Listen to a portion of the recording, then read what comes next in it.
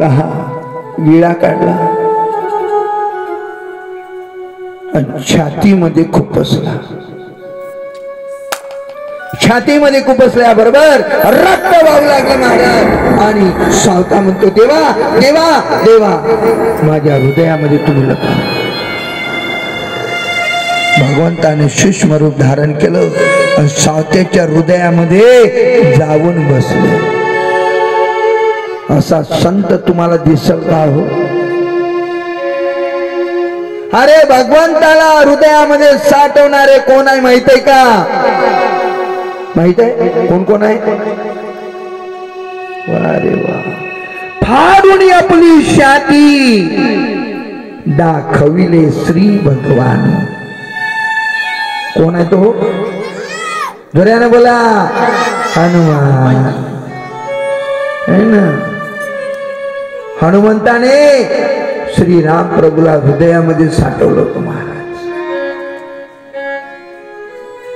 केव्हा साठवलं होतं माहित आहे का? केव्हा दाखवलं हनुमंताने? जेव्हा 14 वर्षाचा वनवास पूर्ण करून श्रीराम लक्ष्मण सीताजी अयोध्या नगरीमध्ये परत आले होते. हनुमंत सोबत होता. श्रीरामाचा राज्याभिषेक झाला. एक दिवस सीताजी स्नान झालेला आहे आणि भांगामध्ये शेंदूर पुरत आहे. शेंदूर. हनुमंतजी गेले आणि म्हणाले सीतामाते सीतामाते, तुम्ही हे भांगामध्ये शेंदूर का लावता? आता काही काही महिला मुली लावतात नाही कुंकू वगैरे असं. त्याचा उद्देश काय आहे?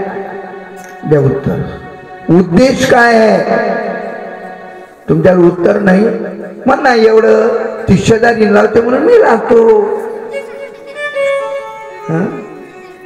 सीताजीने उत्तर दिलं, म्हणे हनुमंता, मी जे भांगामध्ये जे शेंदूर लावत आहे ना, याने माझ्या पतीचं आयुष्य वाढते आणि माझे पती प्रसन्न होतात.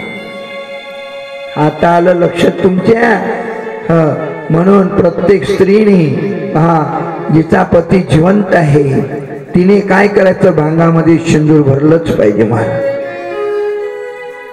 याने पती प्रसन्न होतात आणि पतीचं आयुष्य वाढते. पुरुष मंडळी म्हणत असेल, असा बोलणारा महाराज पाहिजे.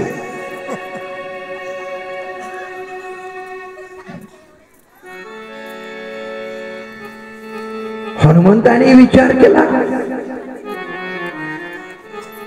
हनुमंताने विचार केला. एवढंच नव्हे, हनुमंतानी पूर्ण अंगाला शेंदूर लावला. महाराज नाचू लागला. श्रीराम प्रभू आले. हे हनुमंता, तू येडा झालास का रे? हे तू काय करत आहे? हनुमंतजी म्हणतात, प्रभू, सीता माता चिमूटभर शेंदूर भांगामध्ये पुरवते तर तुम्ही प्रसन्न होता आणि तुमचं आयुष्य वाढते, म्हणून मी माझ्या सर्व अंगाला शेंदूर लावत आहे. तुम्ही प्रसन्न झाले पाहिजे, आयुष्य वाढलं पाहिजे. एवढंच नव्हे, सीता मातेने तेव्हा हनुमंताला बक्षीस म्हणून मोत्याचा हार दिला होता. हनुमंताने तो हार स्वीकारला. हार तोडला. एक मोत्याचा मणी घेत जाय, दाताने फोडायचा, असं बघायचं, फेकून द्यायचं. सीतेने प्रश्न केला, हनुमंता, एवढा मौल्यवान तुला हार मी दिला, तू प्रत्येक मणी दाताने फोडून बघत आहे, फेकत आहे, त्या मण्यामध्ये काय बघत आहे? तेव्हा हनुमंताने उत्तर दिलं, माते, मला या मोत्याच्या मण्यामध्ये माझा राम दिसत नाही. सीतेने सहज प्रश्न केला, हनुमंता, तुला या मोत्याच्या मण्यामध्ये राम दिसत नाही, मग तुला राम कशामध्ये दिसते? हनुमंतजी म्हणतात, माते, फक्त श्रीराम प्रभू नव्हे, तुमच्यासह माझ्या हृदयामध्ये आहे. सीताजी म्हणतात, माझा विश्वास बसत नाही. तेव्हा हनुमंताने छाती फाडली महाराज. म्हणून एक हनुमंत आहे आणि भगवंताला साठवणारा, आणि दुसरा श्री संत सावता महाराज. याने सुद्धा पांडुरंगाला मी हृदयामध्ये साठवलं. म्हणून हे जे स्थान आहे ना, हे भगवंताचं स्थान आहे. म्हणून आपण सुद्धा त्याला पकडलं पाहिजे. धरिला पंढरीचा चोर, धरिला पंढरी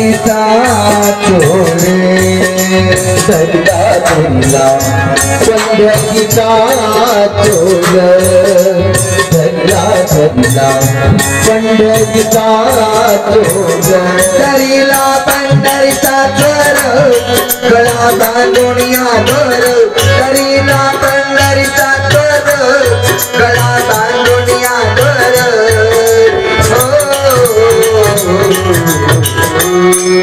करीला पंढरीचा चोर दैला दैला पंढरीचा चोर भगवंताला पकडलं संतांनी साठवलं कुठे हृदय बंदी खाना केला आत विठ्ठला कोणी येला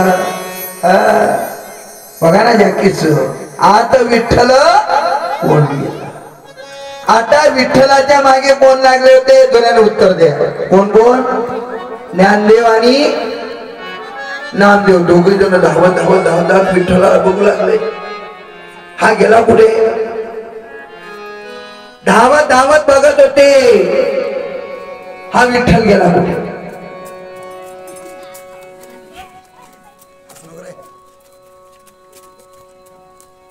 एवढंच नव्हे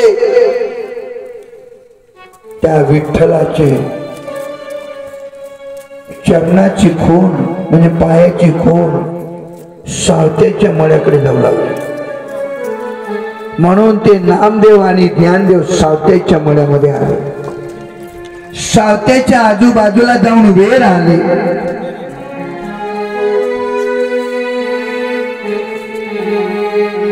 सावत्याने बघितलं एक हात छातीवर होता ज्ञानदेवा नामदेवा तुम्ही अचानक माझ्या मळ्यामध्ये आलात कशा करता ज्ञानदेव आणि नामदेव म्हणतो सावत्या इथं विठ्ठल आला होता काय भगवंत आले होते का सावत्या खोटं बोलला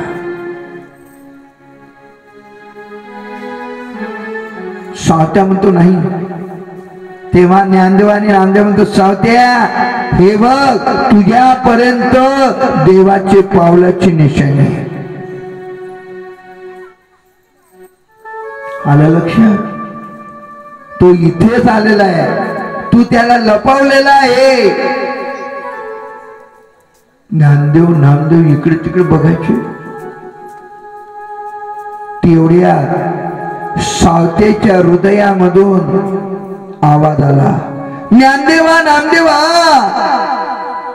अरे मला या